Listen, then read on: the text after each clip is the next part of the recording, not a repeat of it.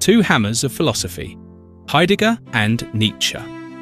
Very few persons look at a hammer the way Martin Heidegger or Friedrich Nietzsche did. In the hardware shops, a hammer is a cheap, forgettable object. You buy it, drive a nail, hang a picture, and leave it in a rusty toolbox. If the handle breaks, you do not contemplate the meaning of being. You walk to the shop and buy another. That broken hammer brings no deep reflections on mortality, authenticity, or the destruction of moral idols. It brings annoyance, then replacement.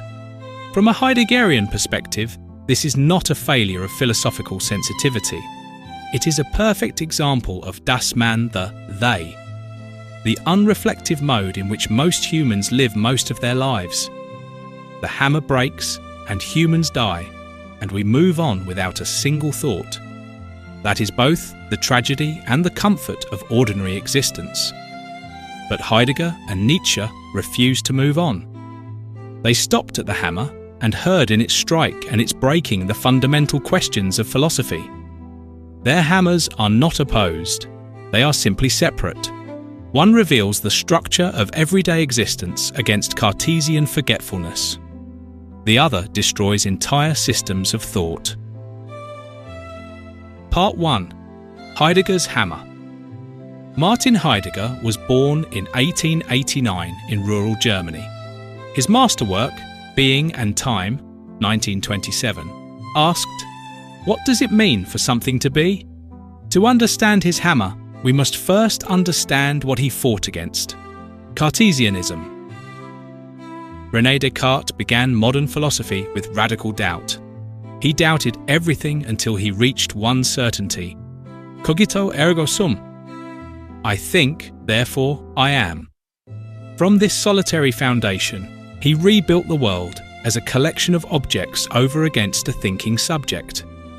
The Cartesian legacy is that our primary relation to the world is detached observation. Heidegger argues this is a catastrophic error. We are not first isolated subjects. We are always already in a world, absorbed in tasks, surrounded by equipment we do not think about. The hammer is Heidegger's weapon against Cartesianism. A labourer picks up a hammer. He does not think about its essence. He swings.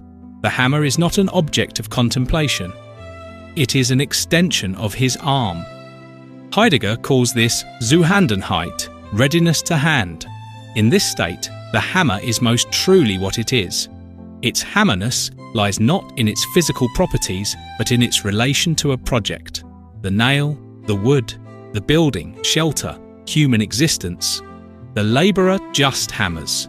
That is the beauty of everyday existence. It works without Descartes. The concept of das Man, the they. Das Man is not a conspiracy. It is the anonymous way we do what one does. One gets married, one has children, one scrolls social media, one adopts modes of existence without a single thought. The they is necessary. Without it, we could not function, but the problem is that we remain in it. We never ask whether the life we are living is truly our life. The they tells us, one dies, but not me, not now. The labourer who replaces a broken hammer without a second thought is living entirely within the they. He has not owned his own death. The hammer, in its everyday smooth functioning, is actually invisible to the they. And that invisibility is precisely the problem. The hammer works so well that it hides the very world it helps build. The broken hammer, from invisibility to stoppage to care to death. But when the hammer breaks suddenly, the head flies off, the handle splits, the labourer stops. He stares at the broken object. He cannot work. Heidegger calls this Unzuhandenheit, unreadiness to hand. The broken tool forces itself into attention. The labourer now sees the hammer as a lump of wood and iron, something measurable and examinable. This is Vorhandenheit, presence at hand, the mode of science. The Cartesian philosopher looks at a working hammer and imagines he sees it as it truly is. He is wrong. He sees it in a broken mode. The broken hammer also reveals care, sorge. The labourer stops because he cares about the shelf, the building, the work. In that stoppage, the whole web of significance, the nail, the wood, the room, the home, the life becomes visible.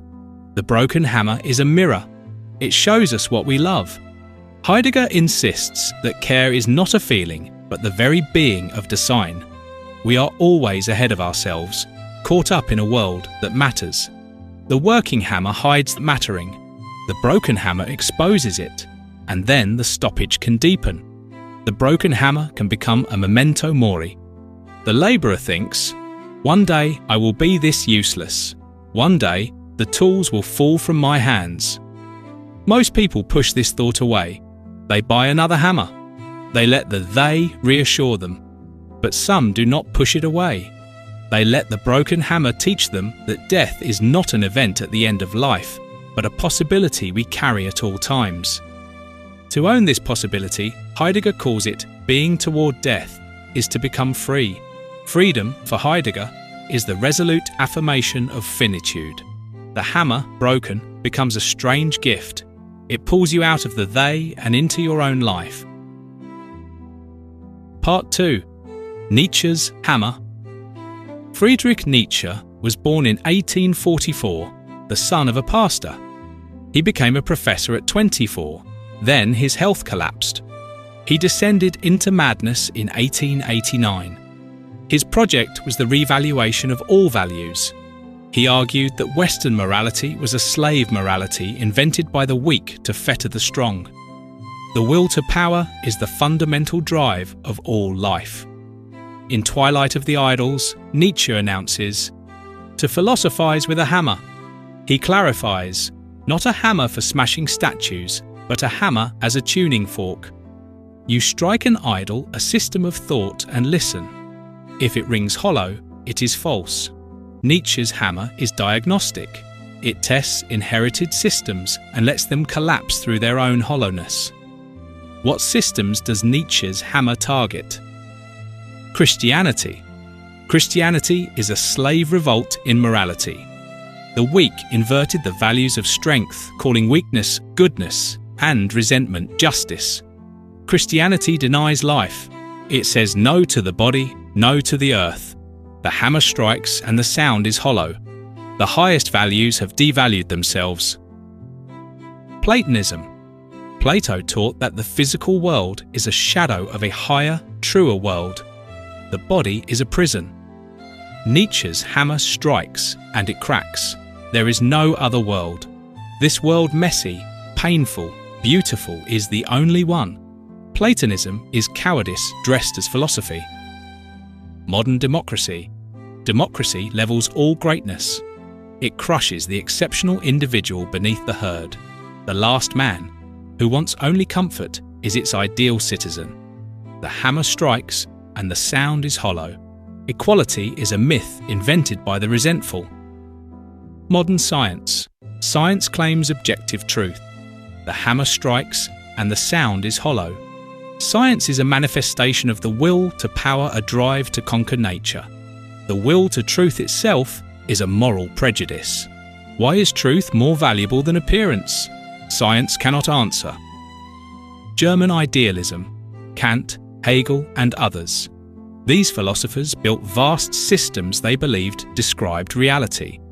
The hammer strikes and the sound is hollow. These systems are constructions, expressions of a particular will to power. Nietzsche was nonetheless influenced by Kant. Both reacted against simplistic materialism, even if their solutions were opposite. Nietzsche's hammer clears the ground for creation. Once the old systems shatter, the Übermensch, the overhuman, can emerge. He creates his own values beyond good and evil. He says yes to the earth, yes to the body, yes to the will to power as the drive to grow and overcome. He loves life so completely that he wants it again for eternity, the eternal recurrence. Nietzsche's hammer is not for everyone. Most cannot bear its sound. They prefer the warm glow of inherited values. The hammer is for those who can handle that there is no absolute truth, for the few willing to create themselves through struggle and joyful destruction. Conclusion: 2 hammers, 2 tasks. Heidegger's hammer reveals the structure of everyday life. It introduces das Man, the they that lives our life for us. It shows that tools disappear when they work and appear when they break. The broken hammer, if we stop, reveals care. And if we are brave, that stoppage deepens into a confrontation with death. To own death is to become free.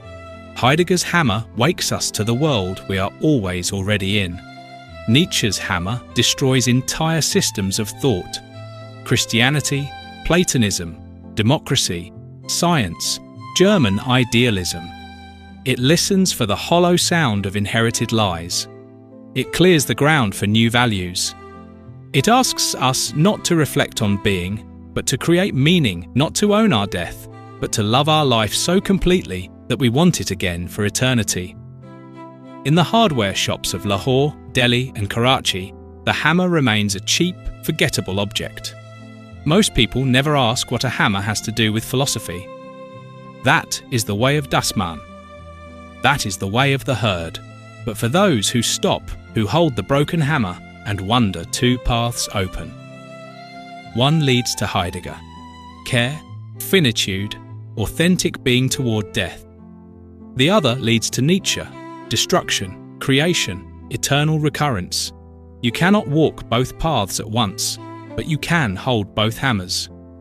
One to break the idols of thought, one to build a life that is yours.